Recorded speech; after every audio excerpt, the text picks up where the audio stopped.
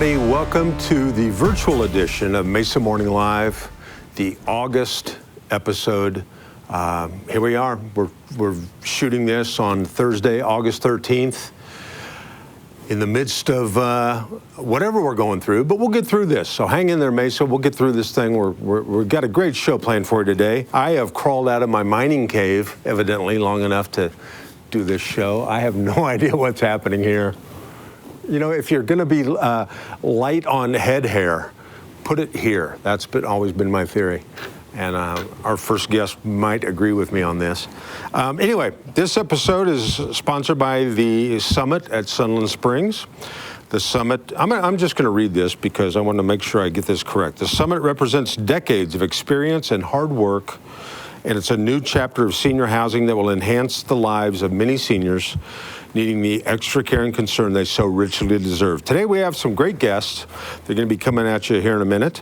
By the way, if you want to catch up on any past episodes, you can always look at Mesa Morning Live on YouTube. We've got our own little YouTube channel there. A tremendous amount of viewing minutes have been shared on YouTube, Mesa Morning Live, so check that out. Well, we're gonna kick off something we thought would be fun. Everybody's cooped up in their house. Live entertainment's really hard to find these days, so we thought we need music. We need something to spice this up. Who better than Arizona's own? He's been a guest on our show before, live at Crescent Crown, but today he's going to be here with us. How about a huge round of applause for the Arizona's own, the multi-talented, the good guy, Mr. Blaine Long. Hey, man. How's it going? Good to have you here, Blaine. Yeah, good to be here. Thanks for getting me out of the house. Yeah, good excuse. Yes, a very good one. Well, we're going to ask you a couple of favors. So if you could kick us off, do something fun, and then we'll have you wrap it up at the end. I love it. So hang in there. You're going to love this. Watch all the guests, and then Blaine will be back at the end. So take it away, sir. All right. Little song called Valentine's here.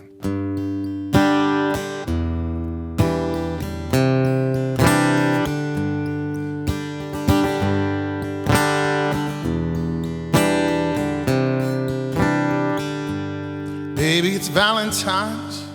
Let's get a bottle of wine. A table for two, one with a view. And I've been saving my money, just watching for clues. I may even iron my shirt, polish my shoes. Girl, you got the good stuff and you made this love last. You were more than I deserved, you know that you saved my ass. I'll be a troubadour for love, for all of my life. You dared me to do it, so I made you my wife. And our holiday is any day with you, well, just a walking and holding hands.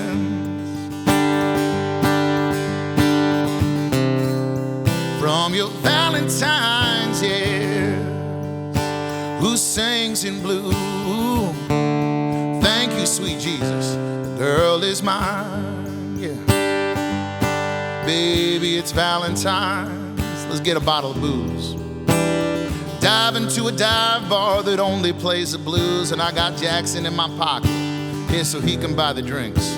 Let's tie one on and see if we sink, yeah. Girl, you got the good stuff and you made this love last. You were more than I deserve, you know that you saved my ass. I'll be a troubadour for love, yes, for all of my life, yeah. You rocked my boat, you saved my life, yeah. And our holiday is any day with you, just a walking and holding hands, yes. From your Valentine's, oh, who sings in blue, well, thank you, sweet Jesus, the girl is mine, well, well, well. Baby, it's Valentine's, let's turn out the lights. Try not to talk about the kids and try not to fight. Love don't cost nothing, it's a funny thing. I've seen some folks cry, always makes me sing. Girl, you get me crazy with the way that you love. You get me so high, just like an illegal drug, yeah. Well, I've been sailing solo for most of my life. Yeah, baby, you rocked my boat, yeah. You saved my life, yeah. And a holiday yes, any day with you. Just walking around and holding hands, yes. Oh, from your Valentine's, yes, who sings in blue. Thank you, sweet Jesus, the girl is mine. I said, thank you, sweet Jesus, the girl is mine. Little love song, little love song. Wow, that was awesome. Thanks, man. I'm going to guess that was a Blaine Long original. Absolutely. And you wrote that about your wife? I did last Valentine's, right before this all broke. Yeah. That is, wow. A last minute song. I needed a present. So. That's so awesome. See, and that's kind of, that earns big points too when you write a song about I hope, yeah. I mean, I write jokes about my wife. Doesn't go over quite as well. Not the same. That's awesome.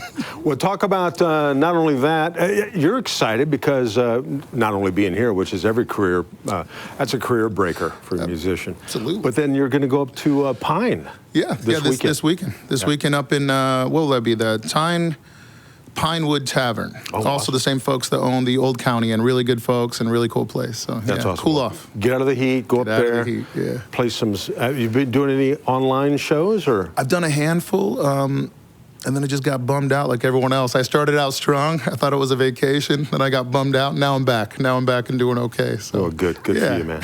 Well, that's great stuff. And I know, I don't even know if you like this or not, but you're always going to be known as the guy that was on The Voice. Absolutely. And that's not a bad thing. I'm grateful. Yeah, that's awesome. I'm grateful. That's great. Well, you represented Arizona beautifully on that. Right on. Thank you. And thanks for being here this morning. Thank you. Well, let's kick off our first guest. Let's see if you can follow this, Craig. See if you can follow that real talent. Our initial guest is our show sponsor, as I mentioned, this summit at Sunland Springs. Please welcome co-owner and general manager, Mr. Craig Ahlstrom Jr. Craig, good to have you here. Hey, Mark.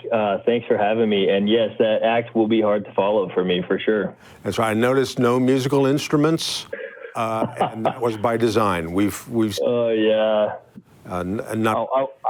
I wanted your ratings to skyrocket today, not to crash with me trying to sing. Well, tell us what's going on at Sunland Springs, and bring us up to date on what you're doing up there. Yeah. So as you know. My dad, Craig Ahlstrom Sr., my grandpa, Ross Farnsworth, have been here in the Valley for a lot of years, and they have built retirement communities. My grandpa started Farnsworth Development Company in like 1959, I think. That was when it was, and they built a lot of active adult communities in Mesa.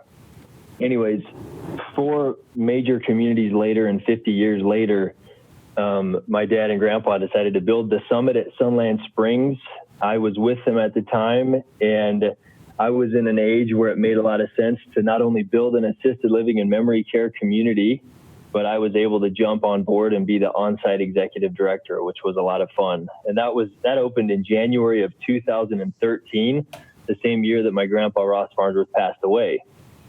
And so since then, man, we've gone 7 years, and we've had a lot of fun. We've learned a lot of lessons, and the summit at Sunland Springs is out there on Signal Butte between Baseline and Guadalupe, helping our aging seniors age with dignity and with the help they need, but getting out of their way when they just want some independence. And so we're still there, and our team's on site doing a great job just kind of supporting each other and supporting our residents through this really weird coronavirus time. And they're just fighting the good fight. That's awesome. Well, you know, it seems like, by the way, I've been to your property numerous times. It's beautifully built and maintained, and it's a great system. It just makes sense. Literally, a lot of your residents just move from the 55 and older community to the summit. Is that correct? Yeah, the hope was that there would be some that needed some help that lived in the homes built by my grandpa and my dad, right? So there would be some that would need assistance. They love the community, Sunland Springs, and they would be able to, receive assistance at the summit at Sunland Springs, which is pretty much right inside of the active adult community. So when they need assistance, or when their cognition starts to decline a little bit and they need some what is the term is called memory care, we would be there to help them as they needed those additional services, which were not previously offered in the communities built by my dad and grandpa. So we now provide assisted living and memory care services real close to their homes. For those that need assistance, we're there to help out. So it's really cool. And we've done some really different and innovative things on the memory care and the dementia side over the last couple of years. I don't know if you're getting to that or if I can kind of give a quick snapshot on what we're doing there. Sure. Please do. So one of the things that we were challenged with when we built this is we wanted to be different. Everybody in this meeting, and Sherry knows, and Glenn, yourself, there's a lot of communities that provide assisted living in the Valley. There's a lot of us. We wanted to create something that would be unique to us. A couple of years ago, I read a book that was given to me by somebody named, the book was called The End of Alzheimer's, and it was a doctor who was a neurologist named Dr. Dale Bredesen. In this book, he created and shared his experiences and a recipe that he has seen as he has completed studies that have helped people's cognition improve. Those that had early onset dementia, those that were in the middle stages, he was able to create some system and identify what areas of their brain, what areas of their body needed to be tweaked, which would help them improve their situation. That was a couple of years ago. And since then, we've been able to create a program and a protocol on site called the Enhanced Protocol based on this book that was written by Dr. Bredesen called The End of Alzheimer's. We're able to take individuals through a series of tests and protocols that help us to identify why they're struggling. And it's way more in depth and it's way more detailed than what you would get in your average memory care community. And we follow what we call our detailed roadmap with these residents that puts them through different exercises, looks closely at their diet and what they're eating, make sure we have the right supplements. We're not big proponents of medications. We think medications are way overused in the industry in general. We try to steer people clear of meds if possible. And all of this is done under the guidance of physicians, of course, that we work closely with. It is unique and it is different to the summit at Sunland Springs. And I would just invite anybody that's interested in learning more about how they can help improve their cognitive situation. If they're feeling more forgetful than normal, if they're feeling a little panicked, like something's different today than it was a couple years ago, we have the ability to help assess them in ways that previously were not done. And it's really exciting. And for the last couple of years, we've perfected this at the community. And we've been able to help some people improve their situation in our memory care and assisted living community. So that's one thing that we do different at the summit. It's called the Enhanced Protocol. And if anybody watching today or has any interest, I would just ask you to reach out to me or to the community and get some more information. It's some revolutionary, cool stuff that's very helpful. That's awesome. Hey, one other thing I wanted to ask you, what's the 10-person program that you're going to kick off in October? What is that all about? Yeah, that's a perfect follow-up to what I just said. We previously have not done this with people from their homes, right? So it's been people that live in the community that are our residents that we can watch closely and help out. We've gotten to a point where we feel pretty confident with how the program works, and we have what we call a memory coach on site. And we are going to have 10 people from outside of the community starting in October 2020 be able to participate and go through this program. So it's the first time we're going to go kind of outside of the community and work with people. They can still stay in their homes, and we're going to be able to do the tests with them and walk them through getting a roadmap and then coach them through the program to hopefully help them see some improvements. So that's October 2020. We're going to help 10 people through that, and we hope we get some traction on that. That's awesome. Well, I know you guys are, you're building communities, but you're building multi-generational programs for families all over the East Valley. So good for you. It's got to be exciting, and things are always changing. And I hope you save a suite for me. I'm sure I'm going to, the point is rapidly approaching. Oh, gosh. Going to need some help. Mark, you and I would have a lot of fun together. I know that. Well, you know what? I think golf is an important activity, music and golf. Let's see if we can incorporate some of that. I'll come out to Silent Springs and we'll do it. You and me would have a lot of fun. That's all I'll say to that. Well, continue the good fight on this. I know you and your dad and your grandpa's got to be proud of you for what he started, and boy, you guys have taken it to the next degree. So, good job on that, ladies and gentlemen. Thanks again for everybody watching this for being this episode's sponsor, the Summit at Sunland Springs. Mr. Craig Ahlstrom Jr. Thanks, Craig. Thanks, Mark. Thanks, everybody. You bet. And yeah, that is a beautiful place. If you ever want to, and tee it up, go out there. They've got a beautiful golf course, great neighborhood, and doing great things out there. Well, she was mentioned by Craig earlier, and now it's her time in the spotlight here on this. Our next segment, the Community Spotlight, is sponsored by Gateway Bank. For more than 10 years, Gateway Bank has worked to earn the opportunity to do business with you. Our Community Spotlight guest is no stranger to Mesa Morning Live. She's on quite often. She's been actively working with the elderly community for many years. Please welcome the CEO of Oakwood Creative Care. Everybody needs a friend, and today we have Sherry Friend. Good to have you here, Sherry. Hi, great to be here.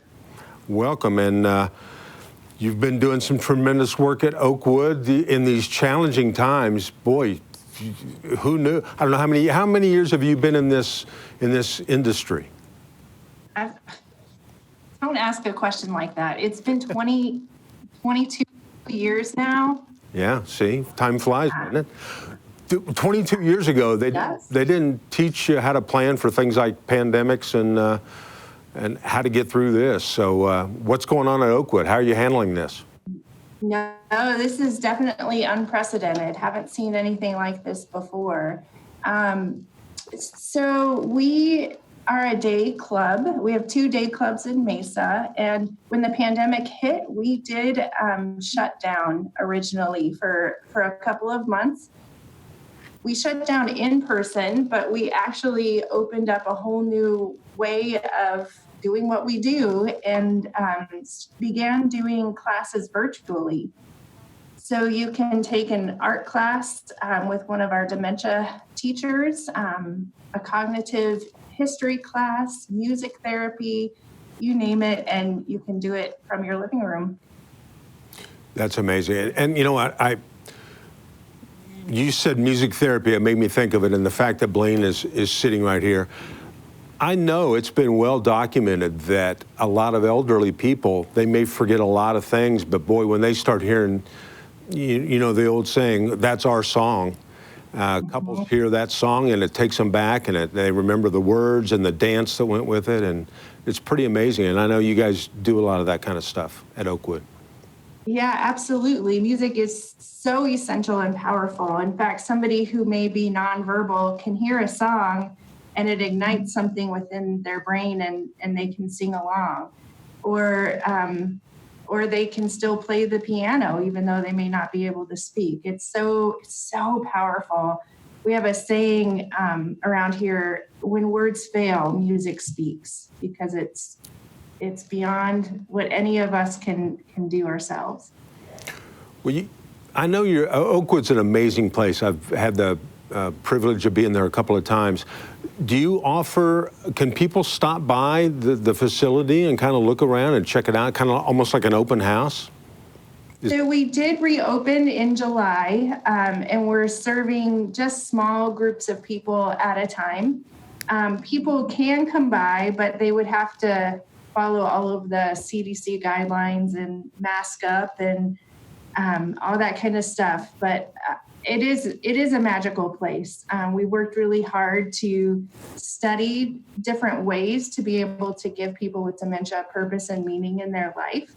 And so we have seen tremendous results in the work that we're doing. Can you explain what a dementia-friendly city is? Yes, Mark.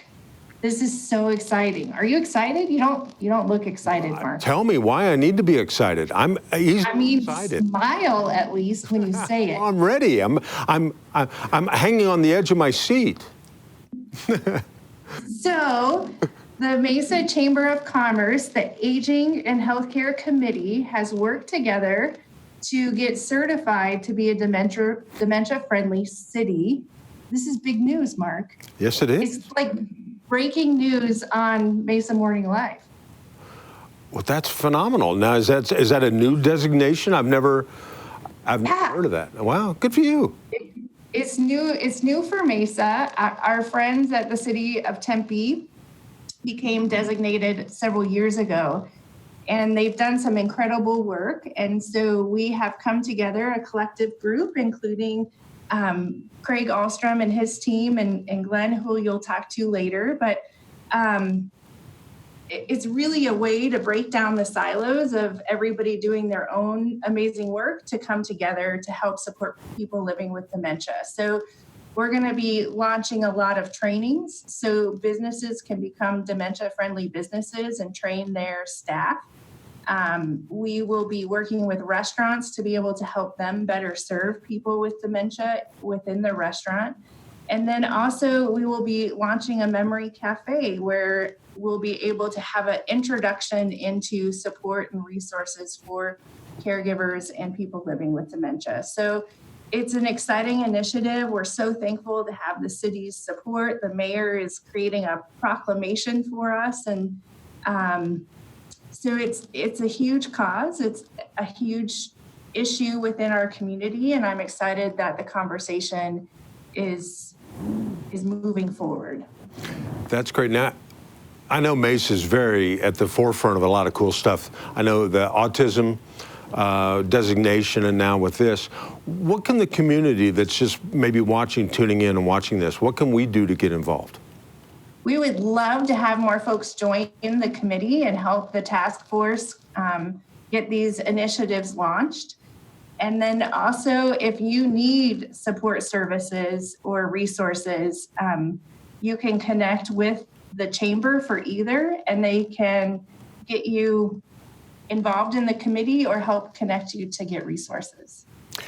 Well, now, I don't want you to be modest here, but I know you recently received an award, the Piper Fellowship Award.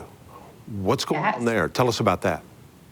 So every year, the Piper Trust in Arizona selects a handful of fellows to be able to have a year of a sabbatical and research and study.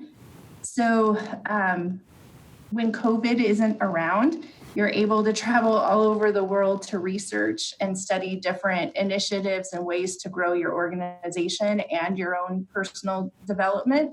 And so I was selected to be able to do that. So hopefully once this ends, I'll be able to pick that back up and really introduce some more innovation within Oakwood. That's awesome. Well, you mentioned when COVID's not around. Any idea when that's going to happen? Because I'd like to maybe get back to what I used to refer to as my life. Me too, buddy. Me too. Wow. Well, speaking of which, we'll wrap it up with this. What has Oakwood done? You kind of hit on this earlier regarding the pandemic. You've just really locked into the CDC guidelines and kind of mask up Arizona. That's the big catchphrase, I know.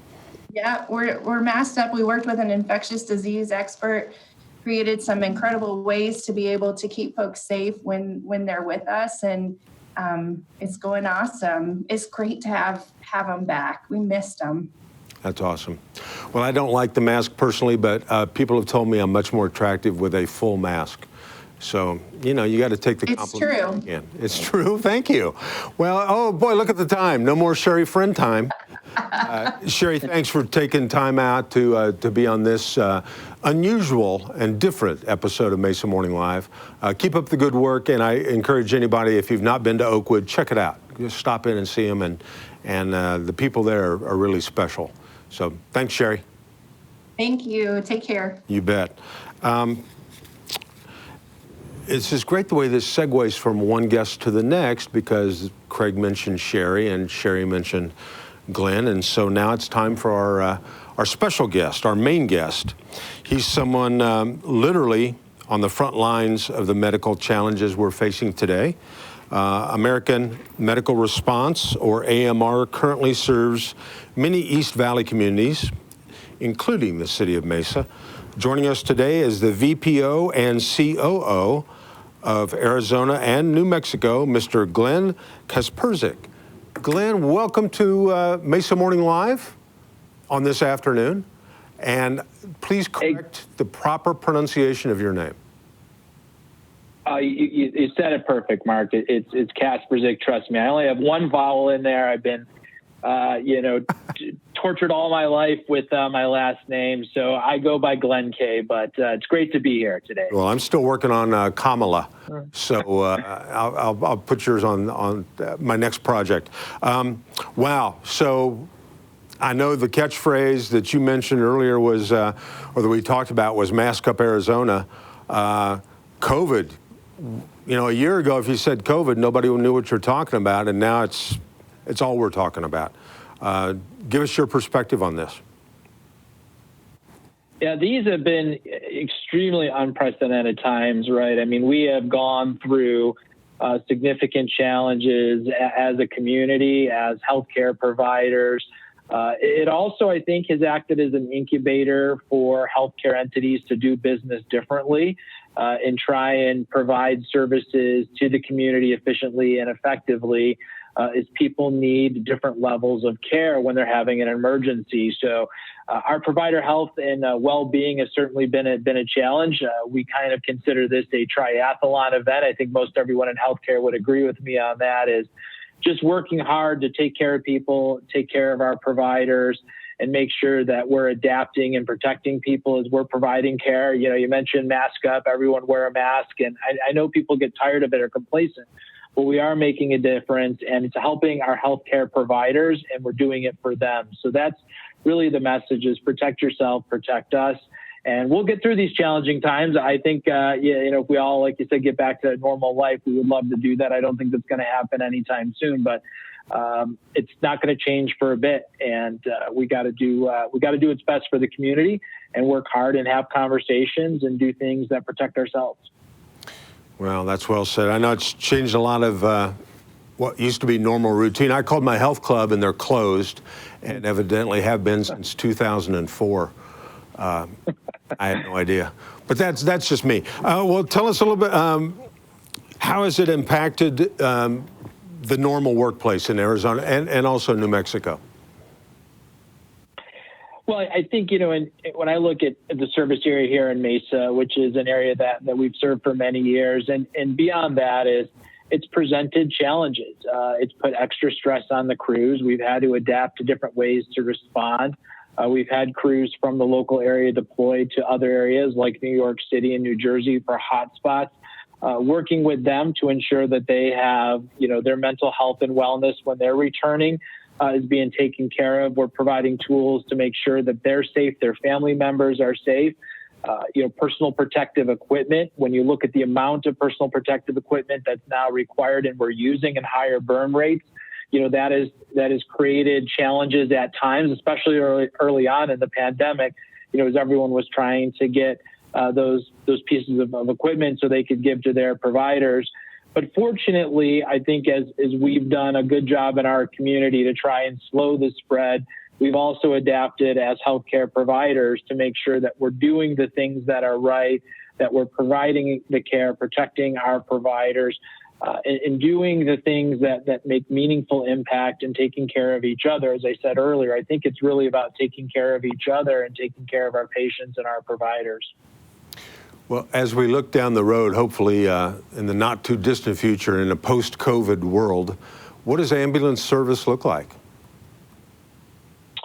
Well, it's going to look different. So, there's always going to be those, critical level calls, heart attacks, strokes, trauma patients that need those fast emergency responses. But what we started doing through the COVID pandemic is we started going to alternate destinations, freestanding ERs, places where lower acuity patients could be treated. We also are looking at, and communities are now using nurse navigation. So when you call 911, you have the ability to talk to a mid-level provider. So when you have a lower acuity type condition, I have the sniffles, or maybe I'm symptomatic to COVID. Where do I go and get into healthcare to be able to get the care that I need to get healthy again? We're going to have to evolve. I think forward looking, I think healthcare in general, what impact has this had on future recruiting of people into healthcare, not just EMTs, paramedics, firefighters, nurses, any healthcare worker. A lot of the things I hear in speaking with our providers is they're not necessarily scared for themselves. They're scared that they're going to bring something home, infect their families, and then something bad happens to one of their loved ones. So I think forward looking, there's been a lot that has acted in COVID as an incubator to really force healthcare to look differently, where we've sometimes been more risk adverse at times, that we should do what we normally do because this is how we've provided care to the community for the last 20 years. You have to look at things differently. It's presented challenges, but I think organizationally for us, and even on our healthcare committee, Aging and Healthcare Committee, it created us to pivot a little bit to look at things differently and see where the needs of the community were and what we could do to make things better for those that are suffering in our local communities. Sherry was just on prior to you, Glenn, and I know that you and Sherry are co-chairs for an important chamber committee. Shed a little light on that for us. Well, it is absolutely a great committee, and Craig's on the committee, and it is a very diverse group of healthcare providers and organizations that take part in this committee. And Sally, when she came up with the idea, it was really relevant to where we were going, albeit before COVID.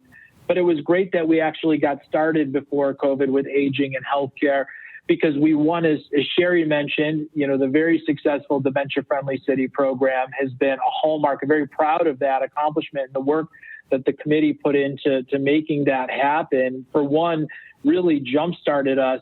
But two, the other piece with this committee is not only having a diverse group of members, is we have congressional representation at our meetings from both Senator McSally and Senator Sinema's office, which we have been able to communicate the needs that we're seeing here locally in Mesa, or the needs individually of those organizations that are providing care to people, such as those that may be in nursing homes or aging facilities, or are struggling even just in their own home because of social determinants of health. We've had a two-way street, and I think that's not only helped Mesa, it's helped Arizona, but it's also created some great direct access for our members and the organizations to provide a unique personal perspective on the challenges that COVID has presented to us as a specific industry or as a community as a whole. That's great. Well, I always like to ask our guest, because Mesa is such a great active community, what can folks at home, what can they do? What can we do to help your cause and to help make Mesa and the East Valley a better place to live? Mark, great question. For one, look, we have a great chamber. We have a lot of great members. We have a lot of active members. And I think the thing that I would tell people at home or other businesses is, one is, if you're not a business and you're at home, visit the Mesa Chamber website, visit the City of Mesa website. There's a lot of resources available that can help you get things that you need through this challenging time. If you're a business, get involved with the Mesa Chamber. And even if you're not in healthcare, when you look at what Sherry mentioned about dementia cafes and helping businesses improve and dealing with certain types of patrons that come in that have some physical disability or life challenges, that makes a better business. It makes a better community. And I think the commitment here is to provide as much information as we can, be a source of truth for those at home, have a resource link. You don't have to be a chamber member to see many of the resources that are available. And then it's tied into what the city offers. So when you're feeling at home and helpless at times, there are a group of people that are willing to help, that can provide levels of expertise and can get you connected with those more directly to help you get through your challenge that you're having or get resources that you may need. That's great. I know that you're very active with AMR and trying to make Mesa and the community the best place, the safest place to live and work. This is kind of a tough time because a lot of people have more time on their hands than they've ever had, not due to COVID.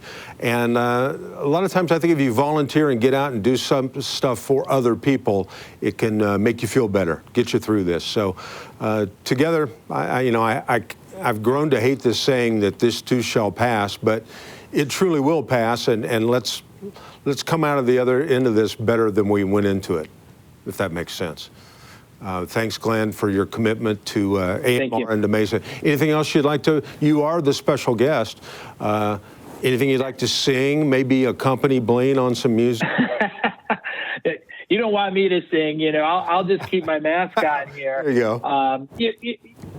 Mark, your point, right? Even though you're home, get out, get engaged. There's many of civic things that you can get involved in your community. It will make you feel better. It gets you active. Get outside. It's been a tough 5 months for many people, but there is light at the end of the tunnel, and just be active. There's a lot of great things in the community that Mesa offers, the East Valley offers, and take advantage of that. And maybe there was time here for everyone to go out and discover some new things. This is the time to do it because you have more time on your hands. That's right. Well, this isn't like 20 years ago. Technology has made it where you might be stuck at home, but you can be virtually anywhere. I mean, you've got the internet, your cell phones.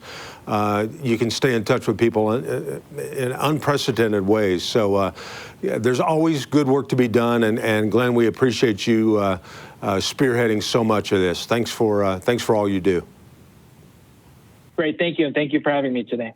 All right, thanks. And ladies and gentlemen, those are our guests, Craig Ahlstrom Jr., Sherry Friend, and Glenn. Thank you so much for being special guest. And our only guest that was brave enough to see all these guys. We appreciate you being here, but you were here via Zoom. We actually had a guy that said, "Get me out of the house. I gotta go do something. I gotta show off my God-given talent." And here he is to my left. Blaine, thank you so much for doing this. Yeah. You're the first person. We all said we need to come up with some live music, and all of us said, let's check with Blaine. So love it. I don't know if that's a curse or a blessing, but we thought of you. I like it. So maybe if you could tell us a little bit about what's going on in your career. Where can we see you? Yeah. How can we support you? Good question. I think the best way to support musicians and myself is the clubs. We're nothing without the venues. So the restaurants that have music, that would be the way. Good Time Charlie's in Chandler. Charlie's been fighting the good fight, closed down, opened up, closed down, keeping everybody safe and just going above and beyond. And so that's one place that I'm playing every Wednesday.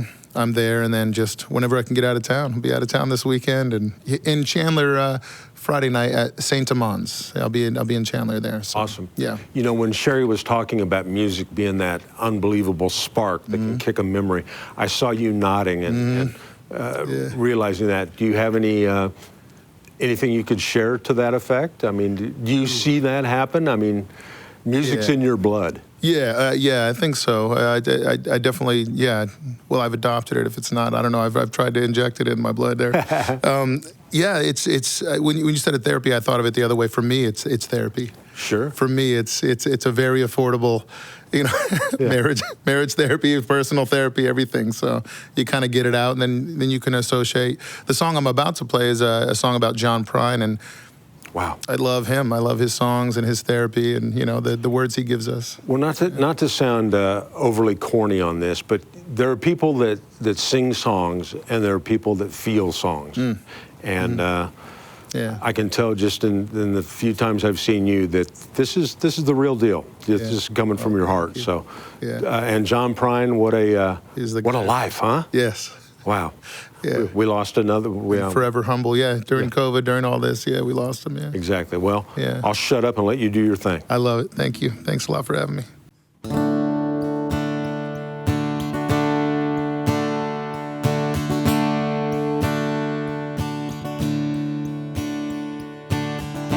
Here's to all the midnight riders. Raise them up, all your gas station lighters. Like the one you found in the pocket of your jean jacket. It was your birthday. Here's to all the kids still swinging, dreaming dreams, you know, big, big dreaming. Can you see him now, standing his ground with his D28 in the stage lights? Sometimes when I start sinking, sweet, soft, and low, I can hear him singing John Prine, all right.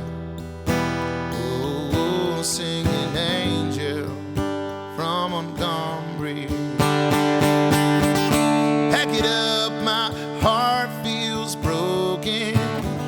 Sing for me, 'cause I'm still hoping they're wrong. You're not gone. Singing angel from Montgomery. Yeah.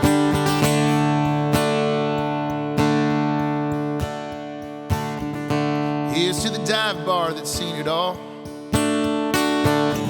It's been there forever in an old strip mall. Duct tape on the stools, beer stains on the stage. If you want good sound, you bring your own PA. Here's to all the troubadours that I call friends. Soon we will be together again, singing them songs, playing guitar, singing angel from Montgomery. Yeah. Sometimes when I start sinking, sweet, soft, and low, I can hear him singing John Prine, all right. Singing angel from Montgomery. Pack it up, my heart feels broken. Sing for me, 'cause I'm still hoping they're wrong. He's not gone. Yeah, singing angel from Montgomery. Here's to all the midnight riders. Come on, raise them up, all your gas station lighters, like the one found in the pocket of your jean jacket, and it was your birthday. For John Prine. That is awesome. Nicely done. Thank you so much. Thanks for having me. You bet. Well, it's our pleasure to have you anytime. I hope that when this is all over, your schedule's so busy you can only check us. You can only check us out online. Good problems. Yeah. You're always welcome. Thank you so much. It's good stuff. Ladies and gentlemen, that's August episode of Mesa Morning Live. We'll do it again in September. And I'd like to thank all of our special guests today, Craig, Sherry, and Glenn. Thanks for taking time out of your day to plug in and be part of this. And we will get through this. Somehow we'll look back on this. I don't know if we'll ever look back and laugh, but we'll always remember what we did 2020, because it was very little.